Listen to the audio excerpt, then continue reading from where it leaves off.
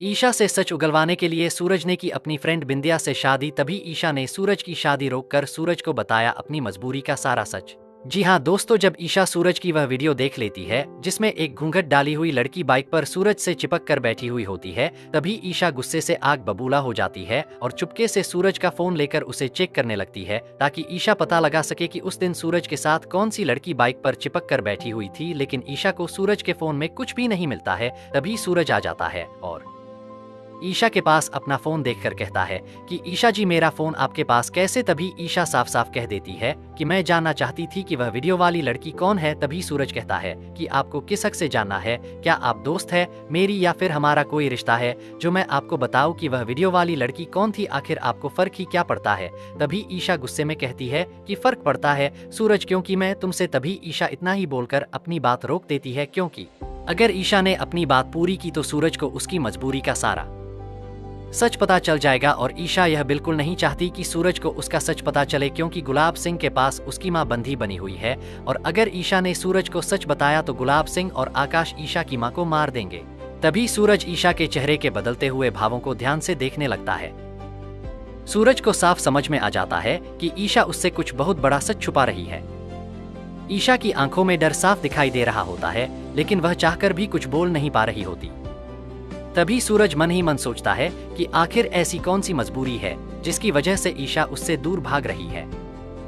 दूसरी तरफ ईशा अपने कमरे में जाकर जोर जोर से रोने लगती है, क्योंकि वह सूरज से बेहद प्यार करती है, लेकिन अपनी मां की जान बचाने के लिए उसे आकाश की हर बात माननी पड़ रही होती है। तभी आकाश वहां पहुंच जाता है और ईशा को धमकी देते हुए कहता है कि अगर तुमने सूरज को सच्चाई बताने की कोशिश भी की तो तुम्हारी मां जिंदा नहीं बचेगी। आकाश की यह बात सुनकर ईशा डर जाती है और मजबूरी में चुप हो जाती है।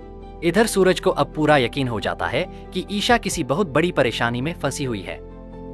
तभी सूरज अपने दोस्त से आकाश और गुलाब सिंह के बारे में जानकारी निकलवाता है और उसे पता चलता है कि दोनों मिलकर कोई बहुत बड़ा खेल खेल रहे हैं। सूरज को यह भी पता चल जाता है कि ईशा की मां को कहीं छुपाकर रखा गया है। तभी सूरज फैसला करता है कि अब वह ईशा से सच उगलवाकर ही रहेगा। इसी वजह से सूरज एक बहुत बड़ा प्लान बनाता है। तभी सूरज अपनी फ्रेंड बिंदिया को घर बुलाकर सारी बात बताता है और उसे अपने साथ शादी का झूठा नाटक करने के लिए कहता है ताकि ईशा उसे अपनी मजबूरी का सारा सच बता दे। पहले तो बिंदिया इस बात के लिए मना कर देती है, लेकिन जब सूरज उसे पूरी सच्चाई बताता है तब बिंदिया उसकी मदद करने के लिए तैयार हो जाती है। तभी सूरज अपने घर में शादी का माहौल बनाता है और ईशा के साथ साथ ऑफिस के सभी लोगों को अपनी शादी में बुलाता है। पूरे घर में ढोल नगाड़े बजने लगते हैं और हर तरफ खुशियों का माहौल दिखाई देता है, लेकिन सूरज के चेहरे पर खुशी नहीं बल्कि बेचैनी साफ नजर आ रही होती है, क्योंकि वह केवल ईशा की मजबूरी का सच जानना चाहता है। दूसरी तरफ जब ईशा को पता चलता है कि सूरज शादी कर रहा है तो उसके पैरों तले जमीन खिसक जाती है। ईशा को ऐसा लगता है जैसे उसकी दुनिया उजड़ गई हो। वह खुद को संभालने की बहुत कोशिश करती है, लेकिन उसकी आंखों से आंसू रुकने का नाम नहीं लेते। तभी सूरज की शादी की खबर सुनकर आकाश की खुशी का ठिकाना नहीं रहता है, क्योंकि आकाश हमेशा से यही चाहता है कि सूरज और ईशा हमेशा हमेशा के लिए अलग हो जाए और वह एक दूसरे से नफरत करने लगे। तभी आकाश और ईशा दोनों सूरज की शादी में आते हैं और यहाँ दूसरी तरफ सूरज मंडप में एक लड़की के साथ बैठा हुआ होता है। ईशा की नजर जैसे ही दुल्हन पर पड़ती है वैसे ही उसका दिल टूट जाता है। वह बार बार खुद को समझाने की कोशिश करती है कि सूरज अब उसका नहीं रहा, लेकिन उसका दिल यह मानने के लिए तैयार ही नहीं होता। तभी पंडित जी सूरज से कहते हैं कि अब आप वधू के गले में मंगलसूत्र पहनाकर इनकी मांग भरिए। तभी सूरज अपने हाथों में मंगलसूत्र लेकर अपनी फ्रेंड बिंदिया के गले में पहना देता है।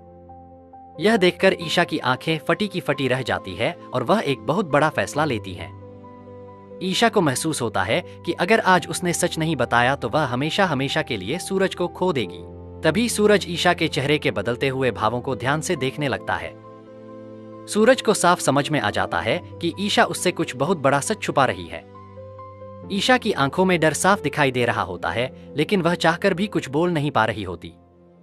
तभी सूरज मन ही मन सोचता है कि आखिर ऐसी कौन सी मजबूरी है जिसकी वजह से ईशा उससे दूर भाग रही है। दूसरी और जब सूरज अपनी फ्रेंड बिंदिया की मांग में सिंदूर भरने वाला होता है तभी ईशा सूरज का हाथ पकड़ लेती है और शादी को रोक देती है।